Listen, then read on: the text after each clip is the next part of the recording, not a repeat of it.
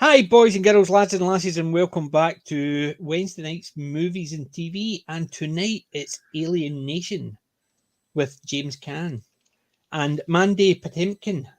I don't even recognise Mandy Patinkin, I must have, but it's Mandy Patinkin. And hello, my name is what you know. So, when was the first time you guys saw this? I saw it in the theater. 90s.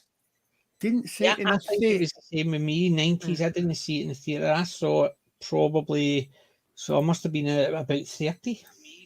So I was about 95.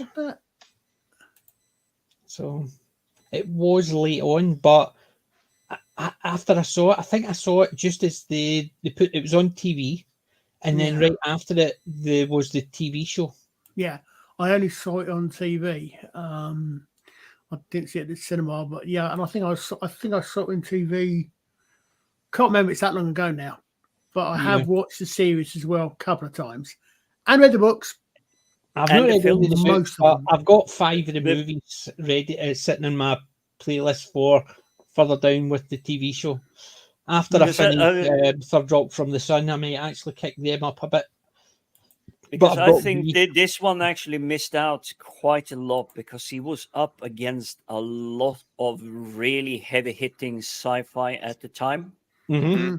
Despite being unique, or shall we say, kind of apart from what the other sci-fi stories was doing, because the other sci-fi stories at the time, they were more hopeful, they were more bright, they were trying to bring in more hope for the future.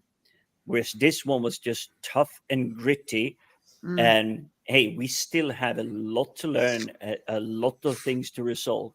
See, I think this is one of what the one that the modern progressives would say, see, there's always been politics in TV and movies. Whereas I would say this was a good analogy for bigotry, because even the James Caan character basically says, I'm a bigot because he dislikes the aliens. Mm-hmm. So it was a good analogy, and it showed that at the end of it there, he's standing there with his new best friend at the wedding. Even though he says, and it basically apologizes for everything he's going to do over the years. I don't know what the timing is precisely, but there were some issues in Los Angeles at the time this movie came out about whether or not they should promote some of the Latino population and some of the Korean population in LA to the rank of detective. I don't know what the exact timing is, but it was definitely speaking to that. And also, this was the same time period as crack cocaine and some of the other manufactured narcotics. Yeah, and this one, they've got the same idea. It's a drug, similar idea. Mm-hmm. Well, I agree. And I would say to anyone that comes up and says, see, there's always been politics in sci-fi, I would say exactly the same thing to say to people that say, see, there's always been politics in Doctor Who. Yes, and it used to be done well. It used to be done right, because it shows you that sides. They use a lot of ones that do with the aliens always show you that. You look at Star Wars, they showed you the bigotry, and they used robots. Because remember how they would just buy and sell the robots. I'll just take that one because that one's falling apart. Get rid of that one because it's all run out. And it's a case of we don't serve those types in here. So they use a bigotry of non-humans. But it was all mechanical. Here, they're using the bigotry against non-humans. So they didn't in this movie, you've got the two best friends, the white guy and the black guy. And the black guy gets shot. And he's out to get revenge, even though he's told not to. He hooks up with someone and he tells him, I don't like you, we're not friends. I only want you because you've got the leads in there. So his bigotry is shown. He tells them all right up front, I don't like you newcomers, and I'm a bigot about it. And he tells everybody. He doesn't hide the fact, but it shows the growth of the relationship with the two of them sitting having a drink. Well, I mean, it's the silly thing is is about that there are two things that alienation is about. Well, actually, there's three things that alienation is about. Immigration. It's definitely immigration. It's racism. Yeah. And it's, well, just say the title is one word. Yeah. Alienation. Yeah. Being alienated.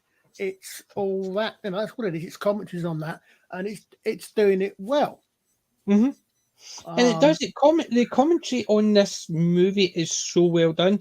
Even the ones that are the villains do it quite well. Like when that guy telling it, going, tastes like detergent. He says to use. That's all it will taste.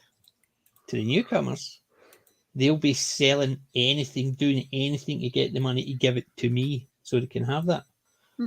And so basically, it's they're effectively turning around and saying the people who we can hook will do anything they have to get the money.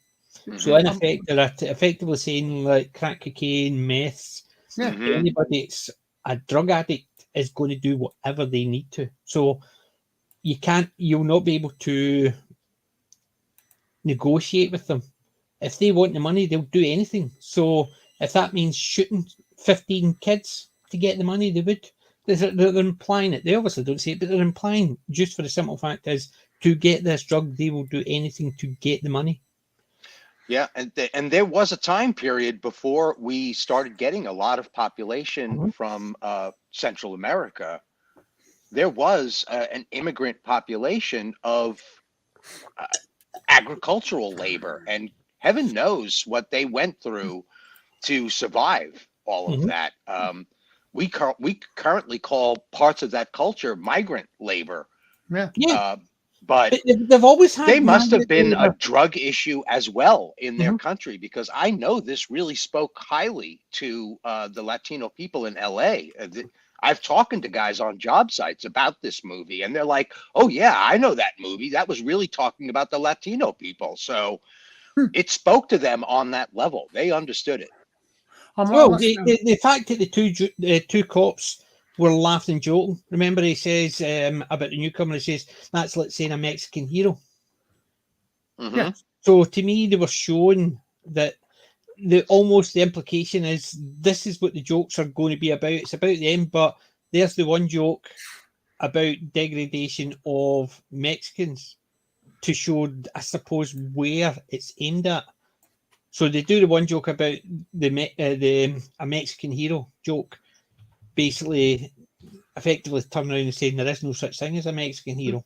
So that's basically got they had the joke at the Latino's expense, and then they stopped that, and it's all about the newcomers. And as you said, it's a nice way to do the segue, basically show where the joke is, and then they never mention it again because all the jokes are the other way. So it's brought it into the same. It'd be like one of the cops slagging one of the black detectives, and then they were talking about how they were a slave race and stuff like that, but they didn't. They went down that route. Well, I mean, the thing is, I must admit, I mean, I think I've seen the film. I'm not sure when I last saw the film. I've seen the series 2 or 3 times. I'm more familiar with the series than the film. I remember the film. I've seen the film and I remember the film. But the other thing is, I think another thing that occurs to me is really clever is that they actually explore little things why we don't like the differences, because on the face of it, the newcomers are in every way physically and mentally superior to human beings. Yeah. Right. But the humans don't understand. I mean, there's a possibility I might get a few things confused between what's in the series and what's in the film. But from what the film is talking about the drugs, and there's one point I think it's in the film where someone's playing silly arses and is suggesting that this drug is going to make the newcomers turn into a bug or something. Basically in the movie. In the movie, they basically he took all the drugs and it looked as if he died. Yeah. And then that's what he says, we need to stop him before you humans see what we could turn into. Yeah, because I'm trying to, but I'm not sure what's that was later it might have been in the shows, because it's more like it was big Gary Cole, not Gary Cole, Gary Graham, but where they I think it's in the series, but similar sort of thing where again it's the drugs, it's going to change the Newcomers, and someone has been going around dressing up, making it look like a great bug or something, and Sykes actually asked Francisco, is it real? How's he going to do that? Because the humans don't understand enough about the Newcomers, because they are literally an alien race. Mm-hmm. And it's an interesting, in fact, there again, a little difference between English and American is that English, in American, you have, for example, illegal alien, right? Is an alien is same as a foreigner in that meaning. We don't tend to use it that way. In English, we just tend to use the word foreigner, I think, mainly in English. Alien, unless it's just because I'm a sci-fi fan, alien normally tends to mean, okay, literally someone from out of this world, as opposed to a foreigner, although it can mean the same. I see this here now. States they would say, when they were talking about maybe the migrant crisis, they would say they're illegal aliens. Remember the song "Illegal Alien in New York"? Whereas here they were classed as illegal immigrants. Exactly. So, yeah. But I think it was actually done very well. The makeup was done good. Jesus. The makeup was so, you could see it. Obviously, when you're watching it again, the technology on the screens, it enhances a bit, so you can see where they've actually tried to smooth it down round the lip. But considering 88, the makeup was really well done. Yeah, I mean, the only thing that made it look a wee bit silly, I suppose, is when you had Sam. Basically, he just looked as if he was wearing a fat suit, because it was meant to have a broader chest as an alien. Yeah. So he basically seemed to have the big suit. It made him look a bit chunkier. Yeah. So, but apart from that, the good thing is it didn't have a lot of special effects apart from the makeup, because it was on Earth. It was just the Newcomers had been brought in, so there was no special effects needed. There was no ray guns or anything like that. It was just the makeup, and it worked very well for that. So they didn't suddenly, because the Newcomers were here, there was new technology because of the ship. So they weren't. They didn't have. What was it? What was the movie? It was a similar idea. I know District 9 had it, but I was going to bring that up. That there is a strong similarity. It was, but the District 9, the government was about effectively taking as much of that technology. But even in District 9, you didn't see technology based on the human stuff. Whereas in some of these type of movies where you've got aliens have landed pretending to be good or not, like V, there's usually the technology's different. So you have got the ray guns and stuff like that. So there's a bit more effects added in. Whereas this one, the only effects they had to do is the same standard effects like shotguns. Yeah, because it was playing the hard allegory of immigrants or illegal aliens. There's another film that came to mind as well, the film Enemy Mine from 1985. Yes. Robert Downey Jr. Gosling, Dennis Quaid, or it was thingy Gossett. Louis Gossett Jr. wasn't that? I think.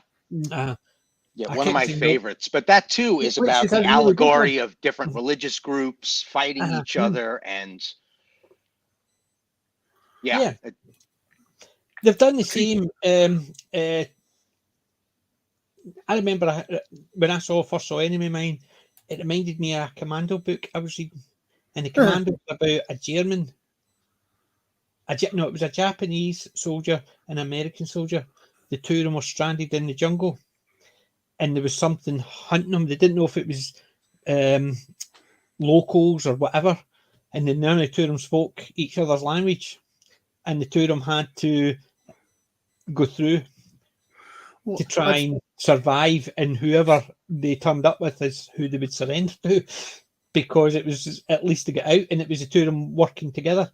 It was the same idea. So Enemy Mine always reminded me of the Commando comic that I read, whereas this is a similar idea. In fact, you said that there's also, that if I remember right, there's another similarity. I mean, Enemy Mine and Arena, the short story that the Gorn episode of the original series Star Trek was based on, are very similar. But there's another similarity, if I remember correctly. In if we're going on to the series, when we meet George's family, both Susan gets pregnant, George gives birth. And if I remember right, in Enemy Mine, the alien ends up having a kid, which, as I recall, Dennis Quaid's character actually looks after. And don't remember if it turned out he was a female, or if that was, again, if it was, I think it was meant to be a male alien. But the other thing I did like about it is, again, I thought it was a very clever idea. He's looking at something logically. It's, okay, you've got 500,000 was it 500,000, wasn't it? Aliens. I think it was about 500,000. I had the way they were talking. I'm not just the beginning to. They learn, they're kind of learning, and they have to move. But the languages are very, very different, to the point that Matthew Sykes' name to a newcomer actually means dickhead. Yeah. Which is shithead. Shithead. Shithead. Yeah. I knew it was something like that. But so what they do is they actually give them all names, but they took their logical conclusion. You've got X number of people who are actually trying to give people sensible human names, until they get so bored they just run out of ideas and they start making up names like San Francisco. Right. Yeah. Rudyard Kipling. Yeah. I mean, they presumably Jim Brown type names. Right? And then they move on, and they start giving names which are okay. So Rudyard Kipling. I remember one of the characters was a Susan B. Anthony. They start giving them well-known or famous, and then they finally get that bored or that losing inspiration because there's so many names, so few of them doing it, that they start giving them joke names like San Francisco. Yeah, which reminds me of the joke in Buckaroo Banzai through the Eighth Dimension, where they're talking about all the guys are named John Smallberries and John Littlepuss, and that all the aliens had these strange, bizarre names because they made them up on the spot. It was the same as when immigrants come over here. Now, when any immigrant comes over, their name comes over.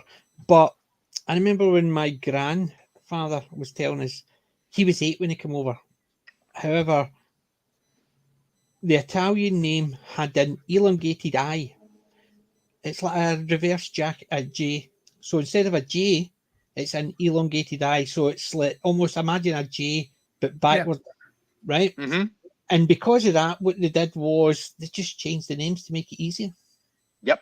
So a lot of my family members went through that as well. Yeah, there's shops here called Jacobini in Glasgow, or that type of thing. It was Jacobini, but they basically changed it, and it's that type of thing. There's a few Glasgow ones. They're all Jack or something, or Jack something, because it was the elongated I, and it's that type of thing. Whereas a lot of people's name, if you look at America, when the immigrants come over, it was a similar idea. The German name Wiesenstaus maybe have been down as Warner because it was easy to spell and it began with a W, and it was that type of thing where you see people say, well, my name is this.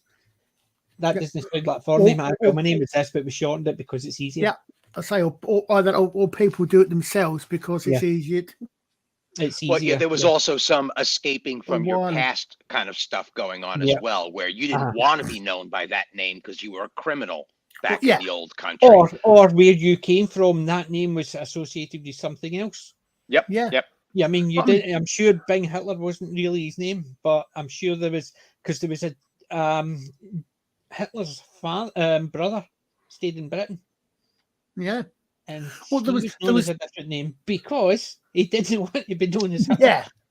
There was the other thing is someone did, I can't remember who it was, someone did a joke, or wasn't so much a joke, it was a sketch, a little bit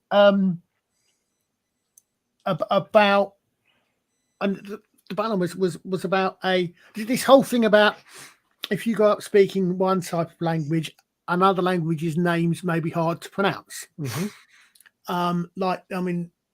I'm fortunate. I normally find foreign names reasonably easy, but a lot of people don't.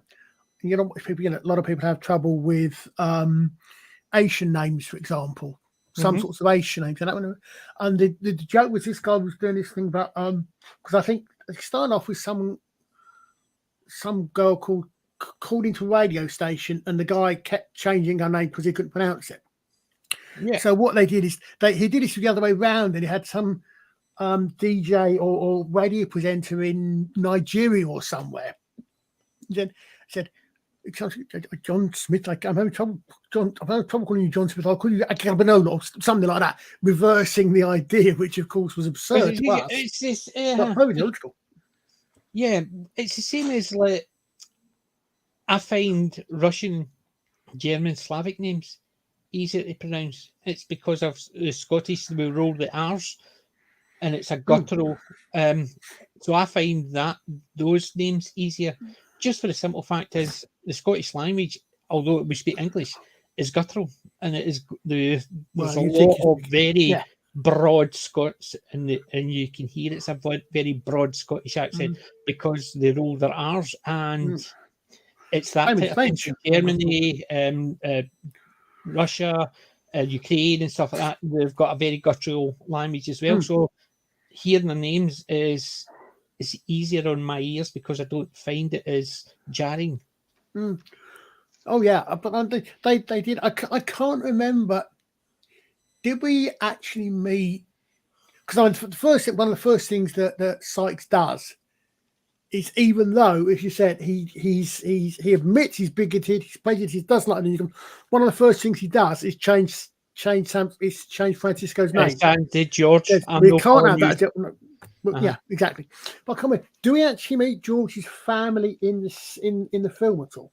We only see them when he's actually. You see them twice. When he's picking him up, he's basically, remember, he's shouting, "Bye!" And he says, "Don't shout in my ear." Because he says, what was it he called him, Joe?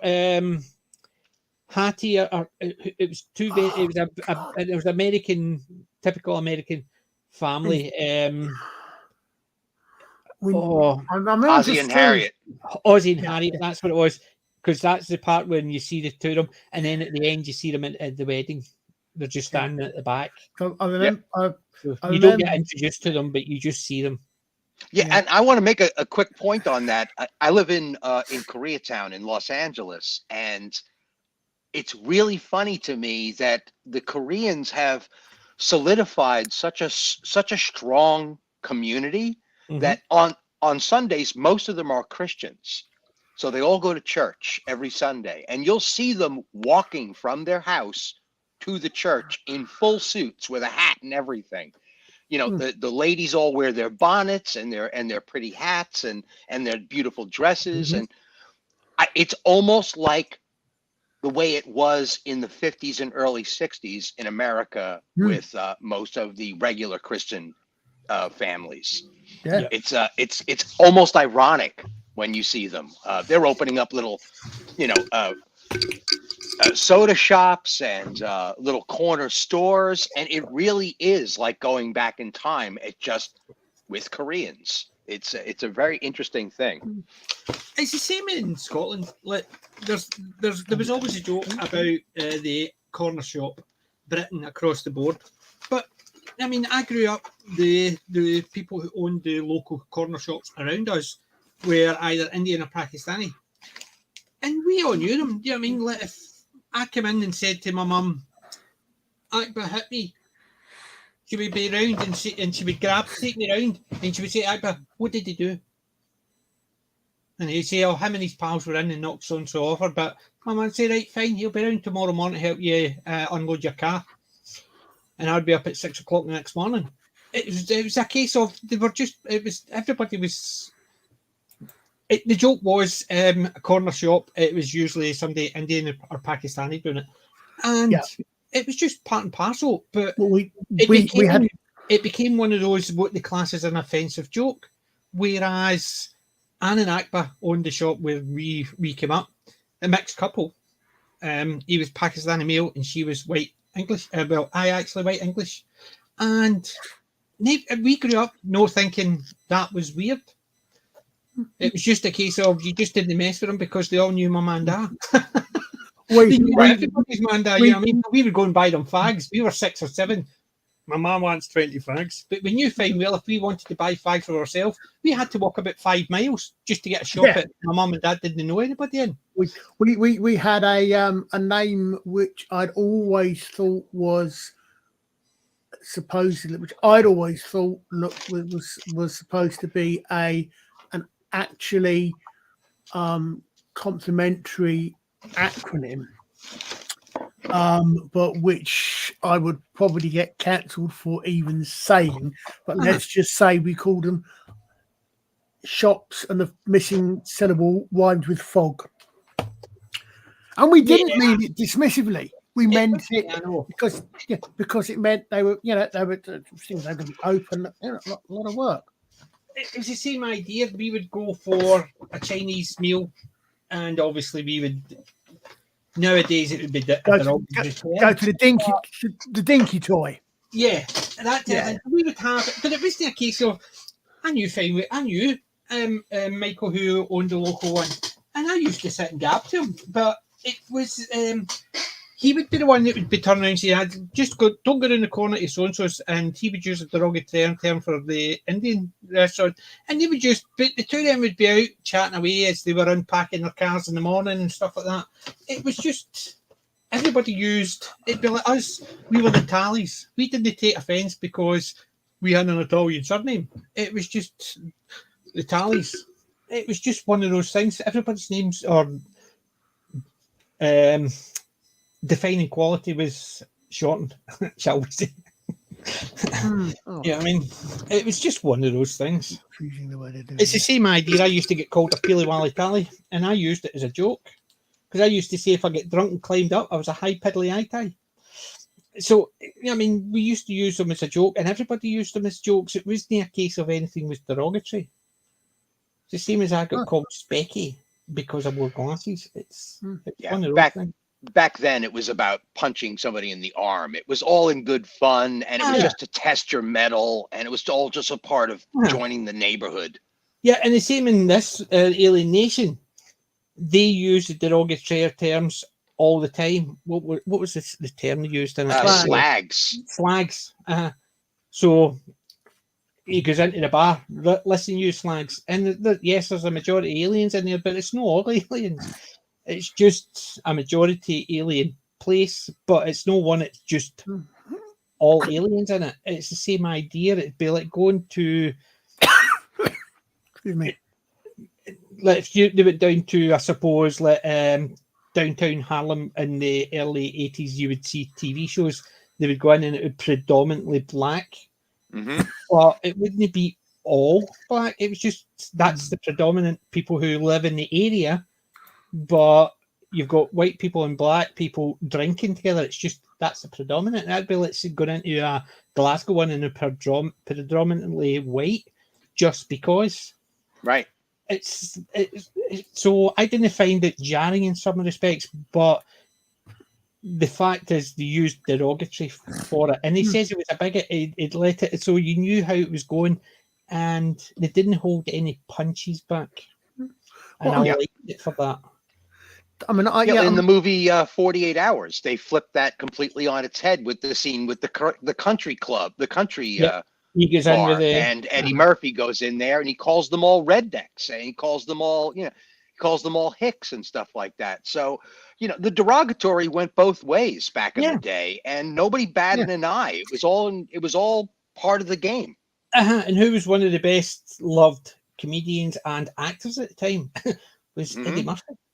You know what I mean? Richard Pryor. Richard Pryor as well. Richard Pryor and Gene Hackman's their comedies were legendary. 48 Hours, as you said, but Thing with Cop, Beverly Hills Cop, fucking still great movies.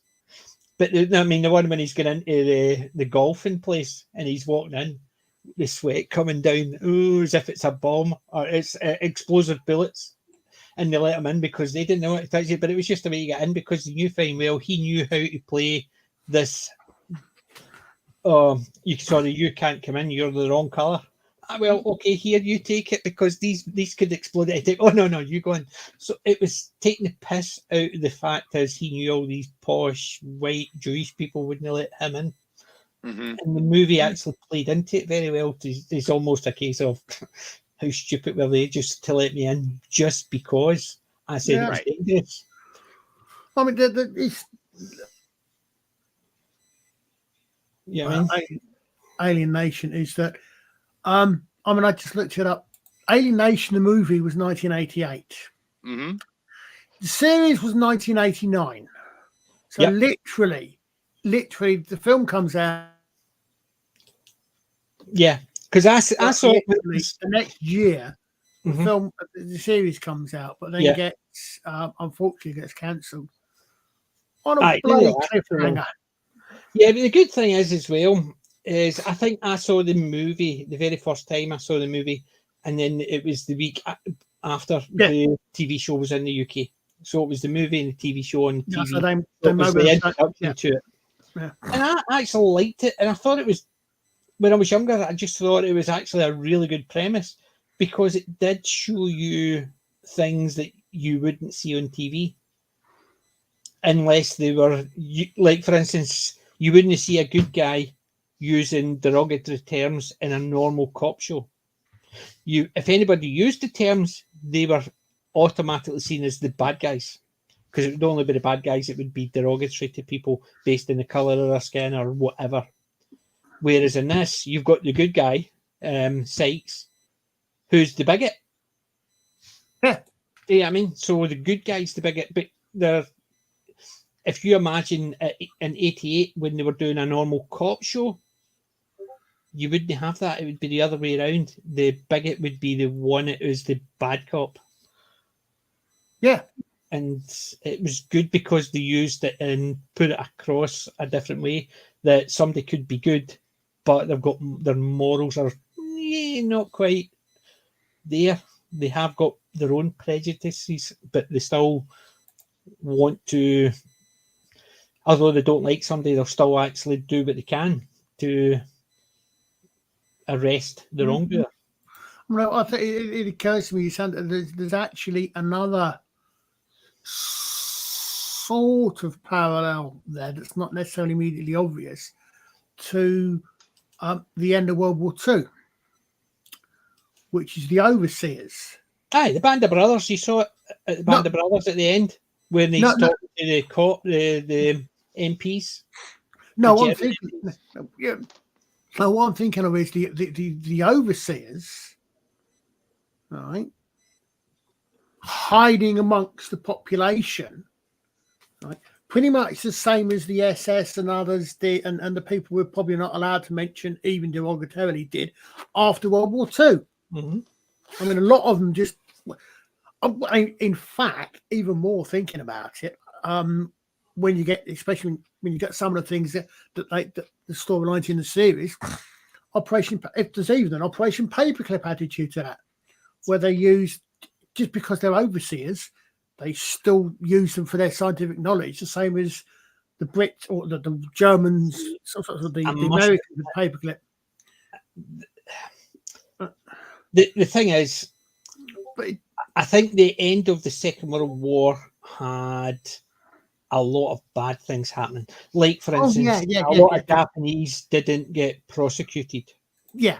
Right? I mean, whereas a lot of Germans did, but the ones they wanted to work for them, they let them off with it and brought them over. Whereas to me, the space program, I don't give a toss about the space program, based on the simple fact is it was from someone who was an ardent Nazi during the Second World War. Yeah. So if that never happened, I would have been okay with it. It is a very a relatively tenuous connection, and it's a similar sort of idea. That was why I like the For All Mankind. Yeah, because they outed him. Yeah, and I had no compunction to actually think, great, well done, because that's exactly what should have happened. Yeah, before they took the anything got off the ground. It's the fact is the Germans were taken by the Russians and the British and the Americans. Yeah. I've got no respect for anybody who was involved in that. So anything they get out of it, I don't care if nothing happens with it. So like they're talking about rebuilding the space race and getting it all out again. Don't care enough about it. I wouldn't want to put any money from any country into it because of how it was built and whose lives it was built on. And although yes, we watched For All Mankind, we really liked it, so there is the aspects of it I can understand and enjoy, but it still niggles to me anytime when they're talking about relaunching some space thing. I've got no interest in it. I can't even bring myself to watch anything about it. That's an interesting little fact there. When you hear the alien lyric for the show, I think more than the film, when you hear the alien lyrics being sung, that's actually the names of Kenneth Johnson's wife and daughter sung backwards. In fact, apparently most of the alien language was actually backwards English. Yeah. So they may really, and even the English songs that was basically they were singing, it was I'm an illegal alien stuff like that. Yeah. Basically, a lot of the music was actually tailored. It was all alien based music and stuff like that, which was. But they did some really good things. I mean, I think the soundtrack was good for this. Oh yeah, I mean, there's a point made in the Forever War. Where basically it's an alien war thing, if anyone's not familiar with it, and basically the good guys have been hypnotically conditioned.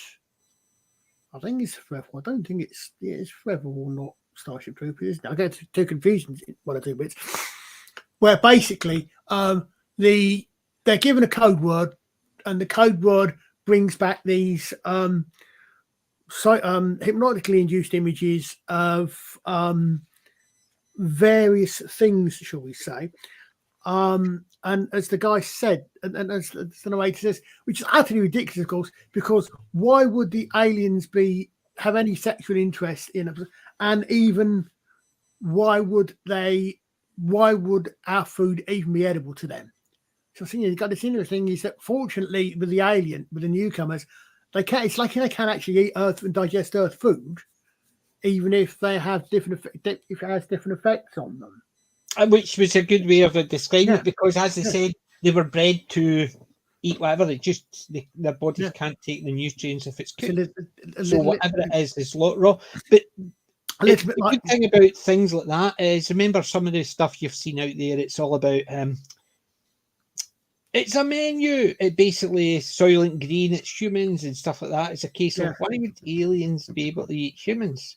Because if they can't eat normal human food, so like for instance, they're keeping people alive. Some of it's going to be food, some is going. But the thing is, it shows you them eating mice and gerbils and stuff like that. So they're eating other human food or animals.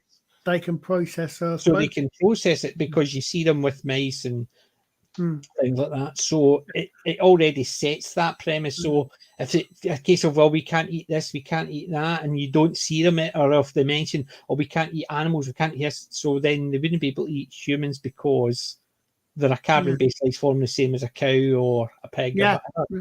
Well, apparently there's also, I didn't find a word ago, apparently even the actual molecules in proteins, they've actually got a left and a right-handed thing. The common hand goes, and basically, if you get, because some things like some fruit is a right-handed version of something else, which is left-handed, and other things, and so there are types of proteins that you may not, that you still may not be able to you may actually not be able to process, Mm-hmm.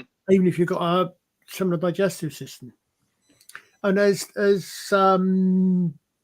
was it Jacob mentioned earlier on, you no more feed a newcomer sour milk than you let a Mimbari have alcohol. Right. Doesn't do good for either of them. Yeah. Because sour milk is like alcohol to them. Yeah, but alcohol doesn't affect. Yeah, exactly. Yeah. There was some good premise. You think about it. Some of the premises were good. Something that basically is just something you go, ugh, and throw out. They use that, and that's an alcohol for them. So the guy leaning in with his bottle of milk, he's carton of milk. It'd be like you see another one in, somebody in with a brown paper pot with alcohol. Oh, goose grass. Yeah. It was very well done, because even the silly things like it was a case of the smell, and it's the smell of the sour milk, and he mentions it at the end. Says he's really get that. But he does. Unless he's talking to you and he's just had a sour milk, and it's just because it's on his breath. So there was bits and pieces in this that they were done well, because they didn't just have it or they just drink. Sour milk makes them drunk, whereas there's the other aspects of it. It stinks. It's because our nose would actually pick up the fact that it's sour milk. Well, you said, you look at, again, it's another one of these ones which is very well thought through. As I said, the logic is followed through to certain conclusions that actually make sense if you follow it through. Mm-hmm. The fact that they don't understand the aliens. So, are you being a little bit gullible if you think if someone tells you that these drugs are going to make him grow wings because you don't know what they are? Mm-hmm. And I say the same for the names and the rest of it. It's if you think about it logically, you don't have to think about it. It does actually make sense. People go that way, not necessarily out of malice, but out of sheer boredom or lack of inspiration for naming 500,000 people and this sort of thing. Yeah. Because they were trying to make sure they've all got different names, whereas a lot of, you think about it, you can go into any town. How many John Smiths might be in that town? Yeah. Oh, but they've got 500,000 people. They're not going to name them all John Smith. They're not going to name 10% of them John Smith. It's that type of thing. So they're trying to give them all individual names. And you might have a John Smith, a Joe Smith, a Jacob Smith, a Jeffrey Smith, and but eventually they're going to get to the point is,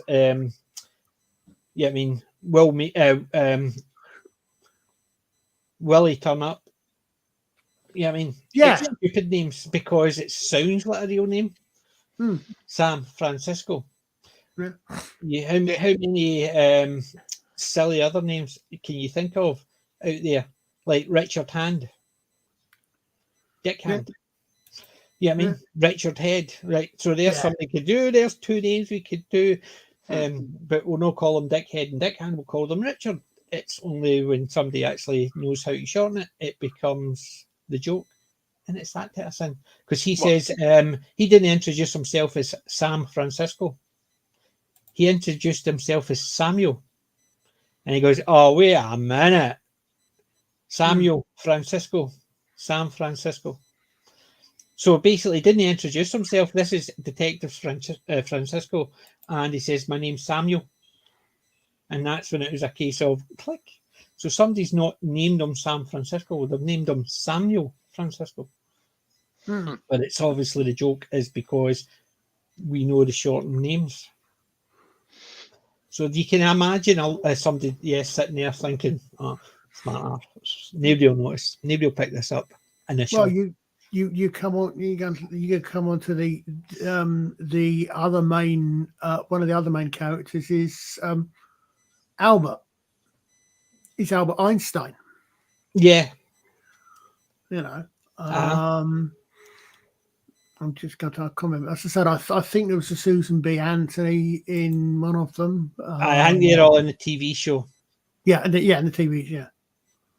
Because you've got like Trent Porter, you've got Cassandra, there's Mary Shelley, Rudyard Kipling, Joshua Stradler. There's Mary Shelley in the series she's going through. That's what I'm saying. But even do you know the only, I suppose to an extent, the only criticism, right? They found out the 4 people that the 3 of the 4 people that got killed were all in the same hotel room, whatever. They were in the same accommodation, right? So the three of them got killed, and the one William Harcourt. So they reckoned one made it, one distributed it, or one had the recipe, one got the chemicals, one distributed it, and then William Harcourt was the one that was bringing it all together.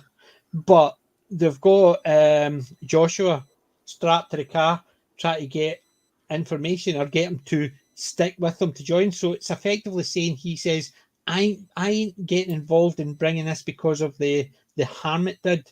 So them saying that these 4 people were the ones that organised it all, and he's just trying to consolidate it when he's turning around to one of the 4 and try to get him to stick with them, to work with them, and he'll get the money and the prestige. And he's saying, no, it doesn't sort of tie up. Do you see what I mean? Yeah. I'm trying to remember, was Harcourt an overseer, or did they not have overseers in the film? They didn't mention the overseers. No, it was just 4 people in the and they were saying is probably one had the recipe for it, one could get the manufacturing material for it, and the other one would be the distribution. And then William Harcourt was the one that's obviously the money man and the big thing. However, the fact that they've got one trying to get him to work with him and he's saying no, it sort of takes that away. Did the other 2 do it? So why did they kill those 2 off? So that bit just didn't tie up quite well, because if he's just, the 4 of them got the thing together and he's just trying to consolidate it, so he's the only one getting all the money, but they're torturing one, trying to get him to stick with them. Why did they kill the other 2 then?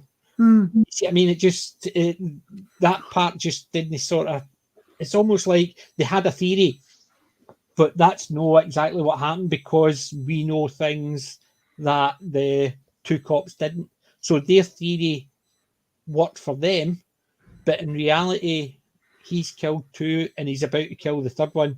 But before he kills him, he asks him to stick with him, and he says no. So it blows their theory out. But you don't know anything else, which would work because the cops would only have a theory. And the fact that 4 people were involved, 3 of them are killed and 1 is still alive, and they're just saying this is probably how it went down. But what we see is not what they see. And a bit of script doctoring would have helped that along, because usually a fear tactic like that is to impress somebody else. That you're trying to coerce into knowing that if you don't do what I say, I'm going to drop you in salt water. So there's that. But we never got that impression. We also didn't get the impression, and this is where the script doctoring would come in.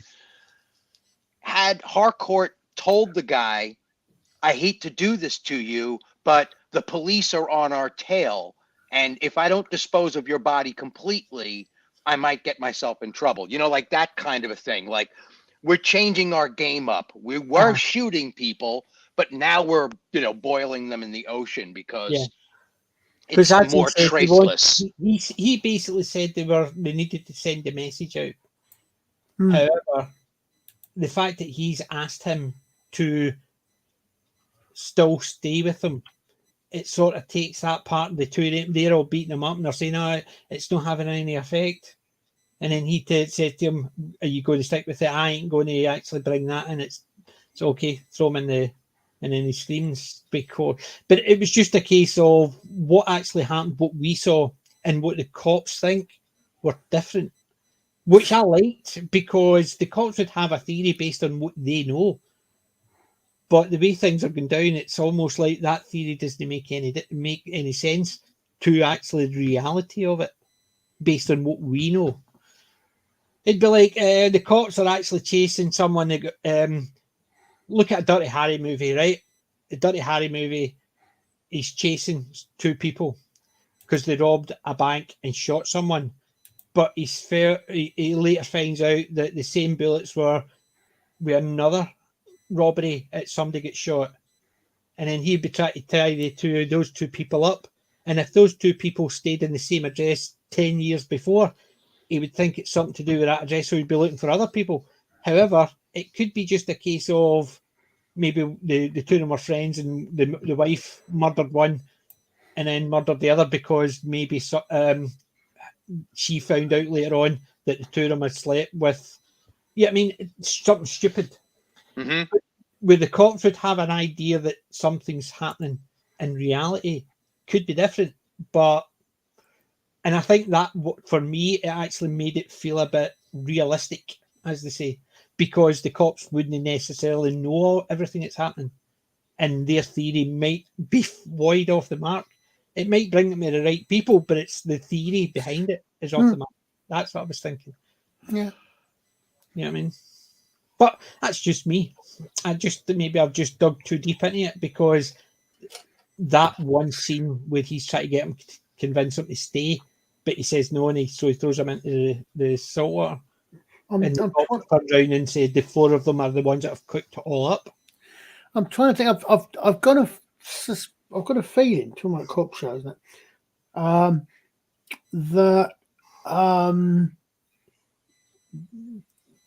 the resemblance of this to Starsky and Hutch. I've got a feeling that actually they had the same station house.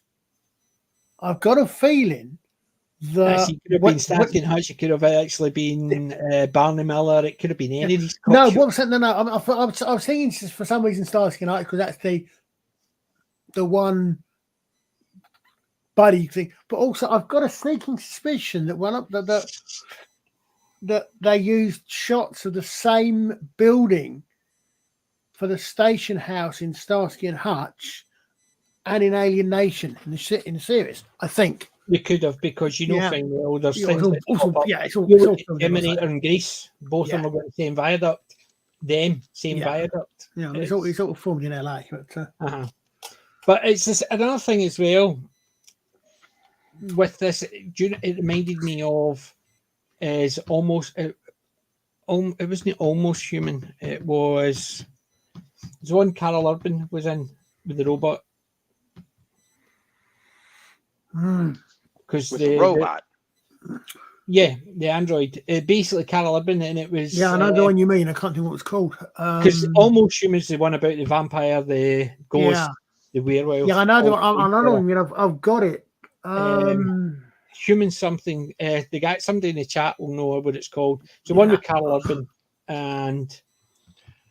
Yeah, and to touch on the point you were making, Colin, Starsky and Hutch was filmed in Los Angeles in the community of San Pedro. So yes, very similar. I was just checking out the shooting locations for Alien Nation, and a lot of them are, I mean, they quite literally mention a street right up the block from me on Western Avenue. It's like literally they filmed it in my neighborhood. And they also said that a lot of the set dressing was to suggest Cambodian, Vietnamese, and Chinese immigrants. And that's why they chose Koreatown. Almost Human. That's Almost Human. He played. So I can't remember what. I thought Almost Human was the one about the vampire, the ghost, and the werewolf all staying together. No, that was Being Human. Being Human, right? Well, Almost Human was the one. It was about androids, basically. They looked human. And he is partnered with one of the android cops. So it's a buddy one, and he hates the android cops. He thinks he's taking all the jobs away from it. So the Carl Urban one. There's an earlier series in that as well. I can't remember what it's called, with very similar preset with John Shuck was the cop, who was one of the Minbari in Babylon 5. Are you thinking about Space Precinct? No. This was another again. It was very similar idea from, as I recall, but I've seen it in a long time. I've got Almost Human somewhere. Mm-hmm. I've got it somewhere as well. I thought it was actually quite good. Yeah, well, it's another one of those series, I think, which was cancelled after one series. Never went on. Yeah, 13 episodes it was. Yeah. And has Jim left us? Probably fell asleep. I think he may have fallen asleep, yes. Mm-hmm. In spirit. He's here in spirit, his Viking spirit. Yep. So, what would you give this out of 10, and what was your favourite part of it? Go ahead, Colin.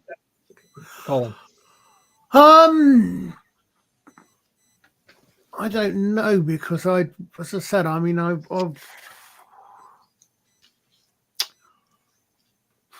not sure how to find it. I don't know. Holmes and Yo-Yo was a series I was thinking of, and you might find it there somewhere. Okay. Back in 1976. I've not even heard of that one. Oh, well, again, it's similar. Similar place. For the film, it's been a while since I've seen it. I'll probably give about an 8 out of 10, because there was, I mean, for the time, it was a very inventive idea, and it led on to one of my favourite TV series, which was cut way too short, even though it did then come back 10 years later or 6 years later or something. That's a series of many TV movies. The movies were 94 to 97, I think. Well, really, it must have come out that quickly then. I'm sure it was in the 90s. Let's see. It could have been. Could well have been. Because I know they had to do a gap because the series ended on a cliffhanger. 94, 95, 2 in 96 and 1 in 97. Wow. Because I know they had I know they had to redo kind of the last episode, or the episode, because everybody had aged up. Most importantly, the kids had aged up by about 4 foot. So the same actors came back. It says 94. There was a series called Dark Horizon, Alien Nation, Dark Horizon. Dark Horizon. Dark Horizon Was the first one. Yeah, there was. I think there was 5 movies. Dark Horizon, Body and Soul. The last one was Udara Legacy. Right. There's one called Millennium and The Enemy Within. Right, yes. 94 was Dark Horizon, 95 was Body and Soul, 96 was Millennium and The Enemy Within, and 97 was the Aldara Legacy. Yeah. As I said, I've got them lined up because I've got to basically, they're on my watch list after V. I've brought them forward. I'm actually on Third Rock from the Sun at the moment. There was several books and a comic book series as well. I didn't have a comic book series. I've seen the comic book, but I've not got it anymore. I think the first books, I think, were the TV movies, but there's 2 or 3 others, I think, because my memory is saying there's something like 8 books, because I've got, I'm basically certain I've got all of them. They mention a few here, but they don't get into a lot of specifics. But they're all talking about the prehistory, which is filled. Day of Descent, that's the one. Day of Descent is the prequel, in effect, which is literally finishes, I think, it goes into the actual rebellion on the ship and this sort of thing. And when Sykes becomes a detective and so on. So, right. So My favorite, I'll give it a 7 out of 10 because production was a little awkward. But the idea is so original and really plays on what science fiction is best at, and that is allegory. Mm-hmm. For a standard human discussion about a new group of people coming into the neighborhood, and what are you going to do? And the government's going to roll with it because even these people need policing, and we need their voice to be the police officers. So we need to bring some of those guys on board, much the same way that British colonies would do that with Hindi and Pakistani and so on. In China and Hong Kong as well. They eventually took over the police force. It's a necessary part of integration and civilization in general. You've got to bring in outside parties. Otherwise, this ain't going to work, kids. You could put laws on the books, but you got to get them to obey and respect the laws as well. So there was all of that was really, really fantastic. But my favorite part of the movie, hands down, has got to be Mandy Patinkin. His performance sold so many aspects of the film, specifically how enraged he got when he found out what was really going down. And James Caan thought he was going to, he's just finally getting on board with the whole tough cop routine. But then he saw in his eyes, he's like, oh no, there's a lot more going on here. Follow procedure. That procedure. Yep. Yeah. He was like, I'm done. We're never going back. I cannot allow us to go backwards. He had finally found a civilization and he was respecting humankind. He's like, wow, you guys have really got something special here. I don't think you realize how special this is. Yeah, that was actually my favorite part was the scene when they were having a drink and he was turning around and said, we turned up and you brought us in, gave us the same rights as yous have got without asking anything from us. And the only problem is humans don't live up to their ideals that they give to people. Yep. So their ideals is everybody's equal, but you humans don't actually act that way.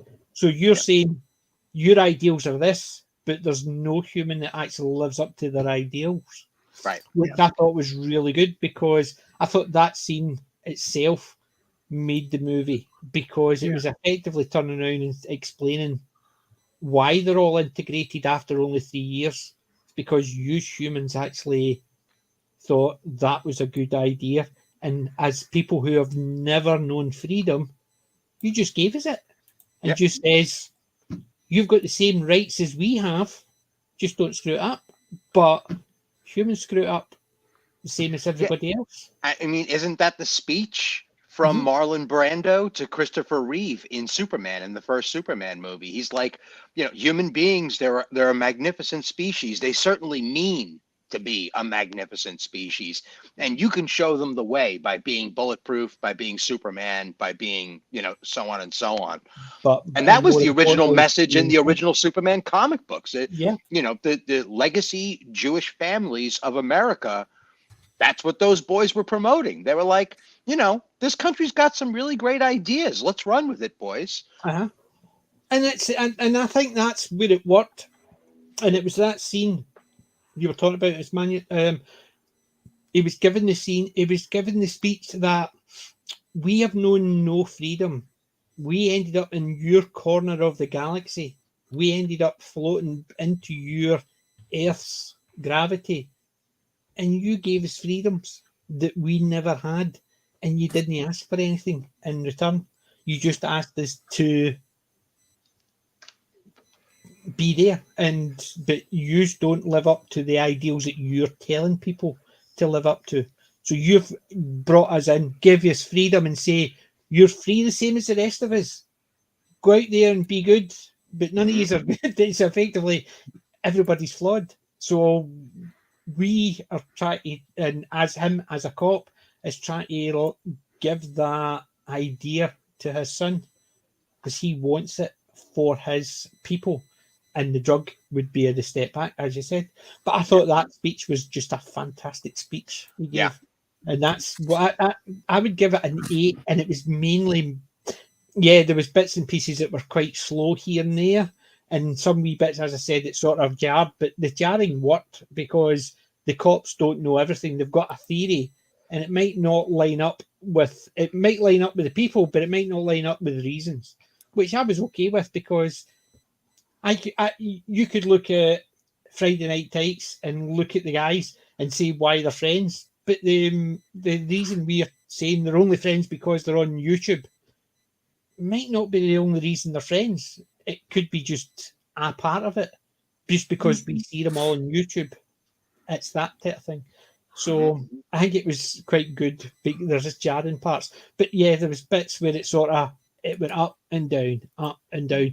It wasn't jarring. It was just there was bits where it would actually flow quite well. Other bits it would seem a wee bit stalled a wee bit before it get back into its stride. But I thought that scene alone. Yeah, I think that James and Mandy pretty much carried the movie. It was their acting chops that really brought the thing home, because without them, it was just a bunch of, I guess some interesting performances, but there were some clunky performances. Terence Stamp's performance was good. Yes. Oh, yes. He was the heavy. I mean, and he brought it. He brought his A game. And how many times do you get the big bad money man also being the heavy? You get that in maybe some gangster ones or something like that. But how often in the 80s did you get it would always employ heavies. So you had the one that played what was his name? Rudyard, Kevyn Major Hunter? Major Howard, who played Rudyard Kipling, who was his heavy. But his heavy got taken out quite quickly in the car crash. Right. And then explode. So he got taken out quite quickly. And then he became the big bad. Whereas at the time, you would always see the guy with the money would hire all these big bads. And once you've defeated the big bad, you get to the guy with the money. Yeah. And make him pay. Whereas it was basically the other way around. And I thought that was quite a good premise. Yeah, I think the film, it would have been cliche at the time that the film was produced, but I think the film could have used, to make it a little more timeless, a little bit more of the noir touch to really sell it home that this was almost Chinatown, but with aliens. You know, that you should get that kind of a feel that this was old school storytelling. The heavy has got money. He's in a suit, Yeah. But I think you're right, because when they were driving down the streets, you see all the aliens and stuff like that, and then you go into the bar, and the bar could have been in any street anywhere in the world. Whereas if you're in China and you go into a bar, you're in Ireland, you go into a bar, you're in Scotland, you go into a bar, there's certain bars who have got a country or a cultural theme to them. Yeah. Whereas that one, it's almost like they had no culture, so they just absorbed into it. So whatever culture they landed in is where the thing. But there was also the fact is, so America got all the refugees. Well, they landed in the Mojave Desert, didn't they? Uh-huh. I mean, what did you guys think of the change from the film to the TV series? I didn't actually, because I was used to the TV show being a smaller budget. It was the same as like V. Yeah. You had all the bits in V, and the TV series had the bits from the movie, but they didn't have the same budget, so there was certain things they had to. Kenny Johnson and both on for starters, but yeah. I mean, I used to say, I mean, I've seen the series, I think, more than the film. I'm going to have to watch the film again, I think. I mean, but I did, because I did think the way they seem to go, I think there must have been some time lapse, because I think in the series they seem to be closer as partners, and Sykes was a lot more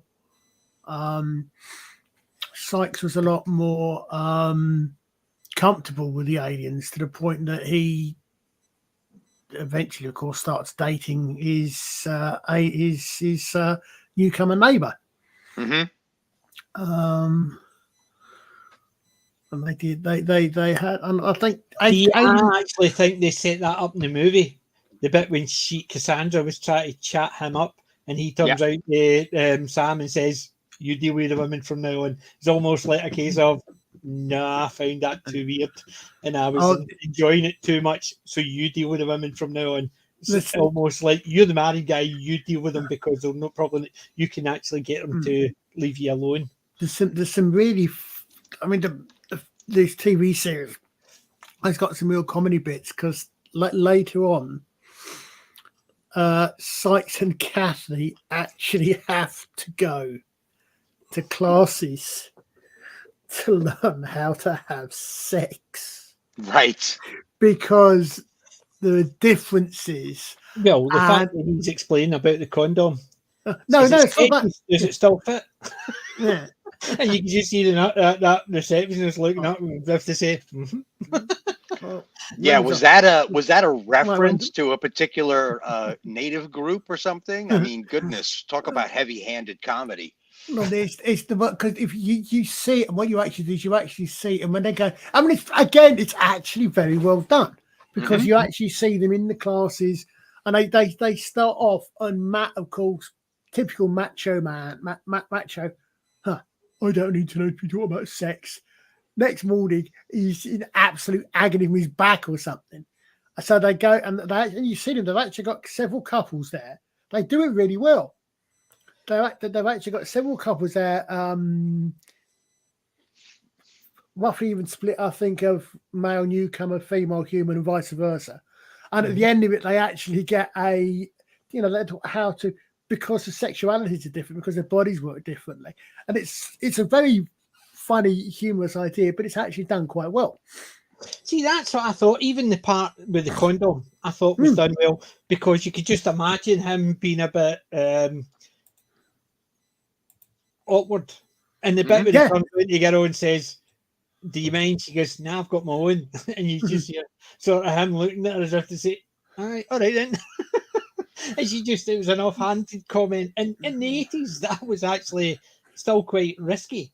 Just the fact that the women carry their condoms, no problem. Yeah, and I don't know if you guys remember, we were in the middle of the AIDS crisis as well at that time. So even displaying a condom on screen was a big deal. Yeah, and the fact that he's describing it and he goes, you put it on your, and it fits. It expands, it's rubber and it fits. So he had to take it out to roll it down his fingers just to give him the idea. And he still says, and it fits. And it's almost a case of he looks at the girl and just... But I thought that, and it's obviously... I think that scene and the scene with Cassandra and him saying to Sam, "You deal with a woman from now," it gave that impression that he couldn't deal with the sexuality because it made him flustered. Whereas he thought it wouldn't be an issue. If it was a human female, he probably wouldn't have had an issue. But he dealt with a newcomer female, and it obviously worried him that he turned around and goes, "You deal with it from now on." And I thought that, so it laid it in there. So when the show came out and they had him falling for one, I could understand it a bit better. It wasn't a case of, yes, he was a bit bigoted, but he realised that somebody else has to handle that, because I found it a wee bit. I mean, they did also. I thought the other thing they did quite well was one bit I remember from the very first episode of the series, where you've got the purists protesting about them, the Nimmies protesting and all the rest of it. I mean, interestingly, very has very much resounding to current day concerns in regarding immigration in some way. Yeah, they're going to take my job. Basically, their kids, 6-year-old, are in 10th grade, and they're basically going to outdo us, and I'm going to be working here for the rest of my life because I'll not be able to get a better job because I'll be doing all the crap work. And it's just the type of thing is they would do for immigration that, they take my job and I'm just suddenly going to not have anything. Yeah, I mean, it's different way around, because I mean, obviously for the very first factories they literally can't go anywhere. But there's a bit in, I think it's the first where they've got they're harassing Emily, the daughter, and Sykes goes in and starts going along with them and saying, yeah, no, look at this, and oh, what the hell, why not? Let's just shoot them. And he gets his gun out and he holds his gun to it, and they just sort of stop, he winks at Emily, so she knows she's not, I mean, I don't think he's met her at this point. But and he says, he finally says, she should go back to where he belongs. He says, she belongs here, and he's obviously gone from this somewhat bigoted, suspicious character from the movie to the fact of accepting that they're here. And actually sort of supporting them. I think it's again, it's a very well done allegory. Mm-hmm. Yeah, it's definitely very well done, and I quite enjoyed it for that. And I think I'm looking forward to when I do catch up, and I get to, as I said, I've got V in my list before it. I've got the TV show V, and I've got the second miniseries first. So I've got the second miniseries, then V, the final battle, and then this is all going to be on my list as well. But as I said, I've got 6 seasons of Third Rock from the Sun. So it's going to be fun. Yeah. So next week's going to be my favourite monster movie of all time, 1933 King Kong with Fairy. Nice. It's basically one. My mum always told people that I cried when Kong died. And when I was 5, I didn't have an issue with my mum telling people that. But when I was 35, mum going to stop telling people that happened 30 years ago. I cried when Kong died. That's fine when I was a kid, but I'm an adult now, and I've got kids of my own. Stop telling people that. Oh, my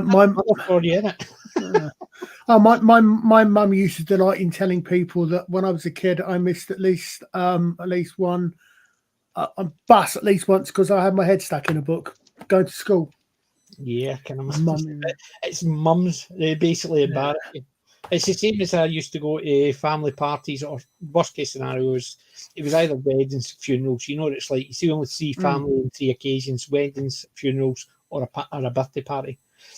And it was typical. I was the oldest boy. Is that him? I remember when he was a wee Wayne, and I used to have to check. Yeah. Listen, I'm 35. Going to bloody stop. Yeah. Who is it did that? Oh. Basically, I used to get it all the time because I was the oldest boy.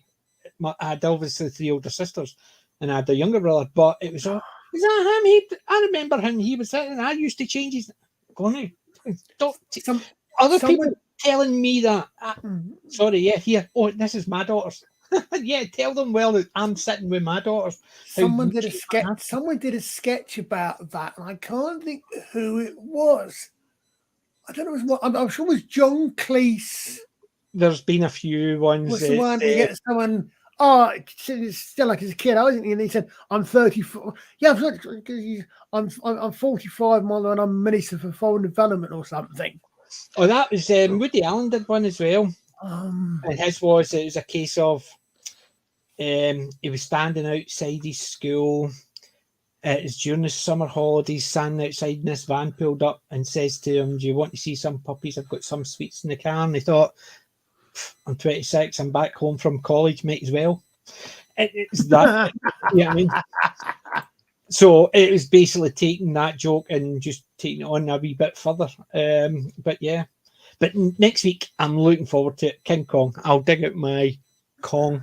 It's actually he's behind me. He's there. So yes, my Kong's out of the box. He's sitting behind me somewhere. So I'll dig him out for next week. Okay. And the only thing I can say to that sentence is clipped. My Kong's out of the box. Someone has got to clip that. Aye, well, Jim's not brought his Ming out, so I'll bring my Kong out. You know, I used to go to a restaurant called Ming Kong. Ming Kong. I'm not even joking. I'm pretty sure that was the name of the restaurant. I can imagine. I believe it. Fair. I believe it. But ladies and gents, boys and girls, thank you for joining us for another great movie. And it is nice watching movies that you've not seen for a good 20 odd years and remembering them fondly and then watching them again and thinking they're actually still damn good. Mm-hmm. Yeah. And that's definitely it. I must admit, I've seen this twice before. Once when it came into the UK and it was for the TV show, and it was in the mid 95s, and I think I saw it early 2000s, probably a DVD or something. But as I said, it must have been nearly 20 years since I saw it, and I watched it again yesterday. Yeah. And my God, it was fun to watch it again and remember. As I said, Mandy Patinkin, I did not recognise it was him until I was watching it yesterday. And it's almost a case of, wow. That's why I said that. My name is San Francisco. You gave me a stupid name. Prepare to die. Because he's... Now there's a T-shirt. But it's just one of those things, because obviously I've been watching Criminal Minds. I was rewatching Criminal Minds. Oh, I watched that. I think I kind of drifted away from that. I drifted away once the girl shot the guy and she was still part of the unit. I just, this is a criminal unit. And then because she loses it, she decides to execute him and then cover it up. And it just sort of, they investigated it, and says that we think you did it, you're out, be prosecuted. But in effect, nothing get done about it. So it sort of drifted away. It was really good as well. I remember up to the bit where the guy that was also in Will and Grace left. I can't remember. Hodge, left. Aye. Hodge left. His wife got killed. Yeah, I think I saw this one after that, but I'm not sure. I know there's a couple of seasons. I don't know if it's still going or not. I know there's a couple of seasons I don't think I actually went back for because I think it stopped after about 8 or 9 seasons. I haven't seen the most recent ones, I must admit. No, I've got it somewhere. Let's see. It is fun to watch audiences react to Princess Bride, and they're just like, oh my God, he's so young. Mandy is so young in this. They can't believe it because they're all familiar with him from this TV show you guys are chatting on. Yeah, that's true.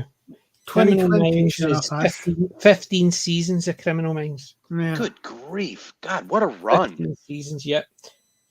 And I started watching that. I got to the second season and then it sort of drifted after that one wee bit. But I will pick it up in maybe the beginning of season 3 after all that's happened in the past. And it's just one of those things. I do like it. NCIS and CSI are my 2 favourites. Yeah, remember the good old days when 11 seasons was a hell of a long show? MASH, 11 seasons, aye. Yeah. But we'll finish up there. So, boys and girls, lads and lassies, thank you. And I just saw a lovely sheriff just come in just as we're about to leave. Mm-hmm. So, hi and bye. So, Stephen, Colin, Jim, thank you for joining. Thank you for not falling asleep, Jim. Jim's going to wake up in about 3 hours' time and find he's on his stream alone. Exactly. So, boys and girls, lads and lassies, thank you for joining us. And remember, I'm not old, I'm classic. PJ Maybe and the guys out. Bye.